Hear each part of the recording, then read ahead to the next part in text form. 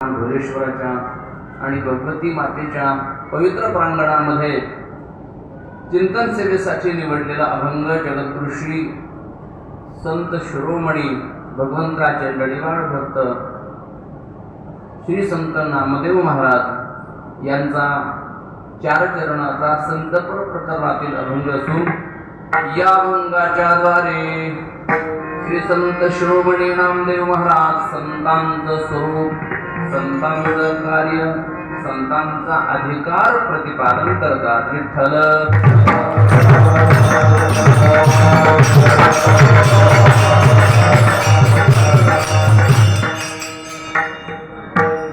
सेवेला प्रारंभ करण्याबद्दल थोडासा परिहार द्यायचा तो म्हणजे असा की या ठिकाणी सालाबादप्रमाणे मागील 37 वर्षापासून भगवंताच्या कृपेने, साधू संतांच्या आशीर्वादाने आणि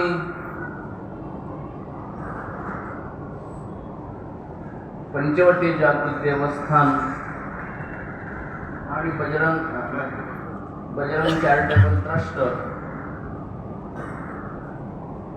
आणि बजरंग कॉलनी, बजरंग चौक परिसरातील सर्व नागरिकांच्या अनमोल सहकार्यातून श्री हरिभक्तीपरायण श्री रामनारायणजी जोशी महाराज यांच्या उपस्थितीमध्ये मार्गदर्शनाखाली, त्याचप्रमाणे आदरणीय आमचे देवरे दादा, देवकर दादा या सर्व भजनी मंडळींच्या अथक परिश्रमातून चालत असणारा हा अखंड हरिनाम सप्ताह या उत्सवाचा आजचा चौथा दिवस आहे, पाचवा दिवस आहे आणि 5व्या दिवसाची चिंतनरूपी सेवा आदरणीय दादा आणि पूज्य श्री जोशी महाराज आणि सर्व भजनी मंडळाच्या माध्यमातून माझ्याकडे मला प्राप्त झालेली आहे.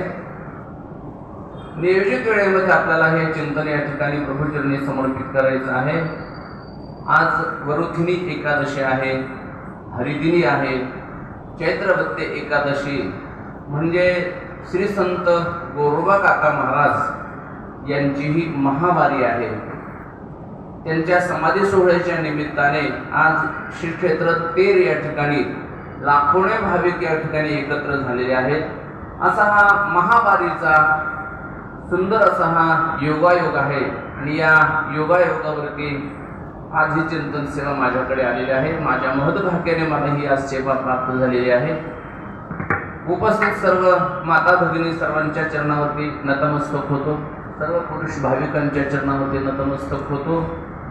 त्याचप्रमाणे सर्व गुणीजन मंडळी, आदरणीय श्री हरिभक्तीपरायण माधव महाराज पितरवाड यांच्या सर्व विद्यार्थी मंडळी, पूज्य श्री महाराज, आदरणीय आमचे कंधारकर काका, आदरणीय श्री हरिभक्तीपरायण भरत महाराज चौरे, त्यानंतर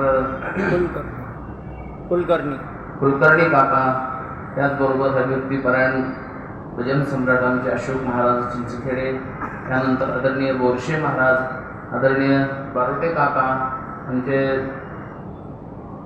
हरणे महाराज, त्यानंतर सुरवशे महाराज आणि ज्यांनी गोड चाल गायली अशी हरिभक्तीपरायण आमचे वयोवृद्ध तपोवृद्ध भजनातले भीष्माचार्य श्री अशोक महाराज कुलकर्णी, आदरणीय विडेकरी काका, जोशी महाराज, विनीत चोपदार, हरिभक्तीपरायण आमचे त्रिभुवन काका, मृदंगाचार्य नारेगावकर, कृष्णा महाराज, माझेच नाव करेल, आणि संवादिनीवर गोड अशी साथ करणारे आदरणीय हरिभक्तीपरायण आमचे काटे गुरुजी आणि सनईवरती साथ करणारे आमचे माऊली, त्याचप्रमाणे उपस्थित सर्व माता भगिनी आणि जाणकार श्रोते, आदरणीय कराळे नाना, इकडे आमचे बारसकर साहेब आहेत, इकडे पात्रेकर साहेब बसलेले आहेत, इकडे आमचे भगवान महाराज पाटील आहेत, इकडे दादा साहेब आहेत, आदरणीय आमचे नाथ मंदिराचे सचिव श्री थोरात काका आणि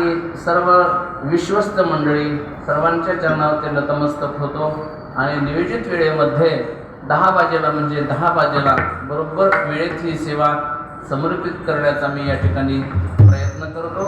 आज हरिदिनी आहे, त्यानिमित्ताने आज बरीचशी मंडळी आहेत. आमचे जाधव साहेब, BLG जाधव साहेब, जगताप दादा, सर्वच मंडळी उपस्थित सर्वांना धन्यवाद देतो आणि माता भगिनींना थोडीशी विनंती करतो की आपण थोडं पुढं सरका, मध्ये अंतर ठेवू नका, कारण मागे खुर्चीवर बसलेल्या ज्या महिला आहेत ना त्यांना फार दाटीवाटी होते, त्यांना मोकळं बसू द्या, त्यांना तुम्ही थोडं पुढं सरका.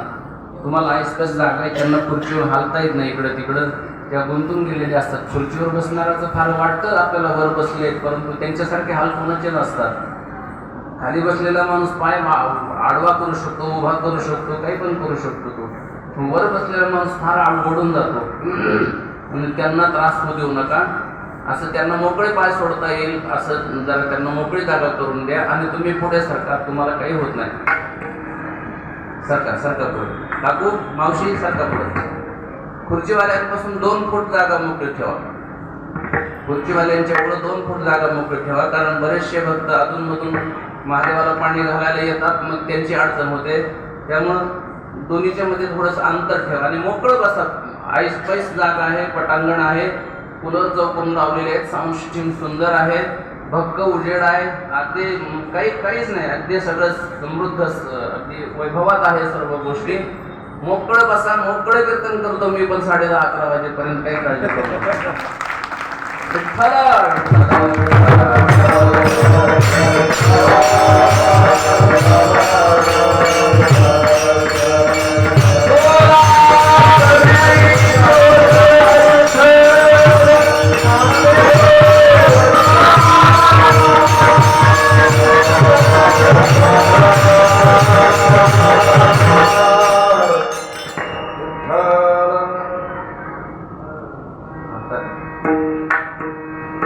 कुलरच्या हवेमुळं, थंड हवेमुळे ते उतरतं कपास खाली असं असतं. त्यामुळे ते थोडंसं वातावरण गरम असलं की मग व्यवस्थित राहतं. आता पकवास उतर पण माणसं चढतील, मग कूलर बंद केलं तर माणसं तापतील. माणसं शांत राहिले पाहिजे, माणसांना शांत करायचं तसंच नाही. पकवास कधी झाला तरी चालेल, त्याला आपण ठोकू, माणसाला कसं ठोकावं? माणसं ठोकून गरम नाही करता येत ना. असो, तो पण चामडा आहे, आपला पण चामडाच आहे, तो पण चामडाच आहे, त्याला पण थोडंसं समेत असतात ना, आणि गारव्यामुळे थोडंसं ते स्वर कमी होतं त्याचं. असं आपण एक नाव करीत आपण ॲडजस्ट करून घेऊ. कमी जर झालं तर फक्त माईक थोडं दूर ठेवू, म्हणजे मला त्रास होणार नाही. ब्रह्ममूर्ती संत जगी अवतरले, उद्धरावया आले 3 जना, ब्रह्मादिक त्यांचे वंदिती पायवडी, नाम घेता वदनी दोष जाती. अभंग श्री संत शिरोमणी नामदेव महाराजांचा आहे. नामदेव महाराज या अभंगाच्या द्वारे संतांचं स्वरूप, संतांचं कार्य, संतांचा अधिकार आणि असे असणारे संत, अधिकार संपन्न असणारे संत, त्यांची अखंडित संगती व्हावी अशी प्रार्थना देवाकडे नामदेवराय या ठिकाणी करतात. विठ्ठल विठ्ठल.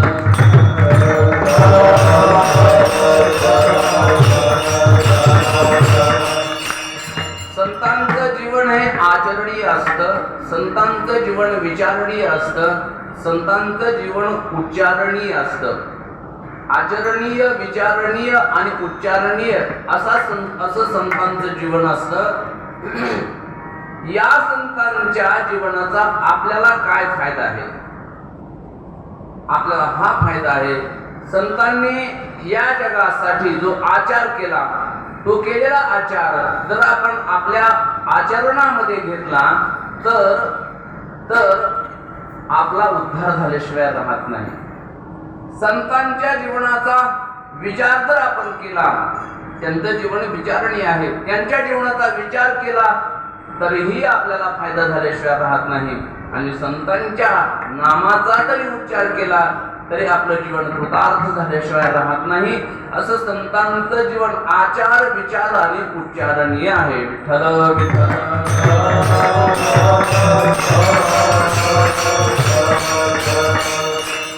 तुमचं आमचं जीवन हे आचरणीयही नाही, विचारणीयही नाही आणि उच्चारणीयही नाही. संत जीवनाचा आचार करावा. काय फायदा होतो संत जीवनाचा आचार केल्यानंतर? जे संतांनी केलं ते आपण करायचं. वाचा बोलो वेदनीती, करो संती केले ते. संतांनी केलं ते जर आपण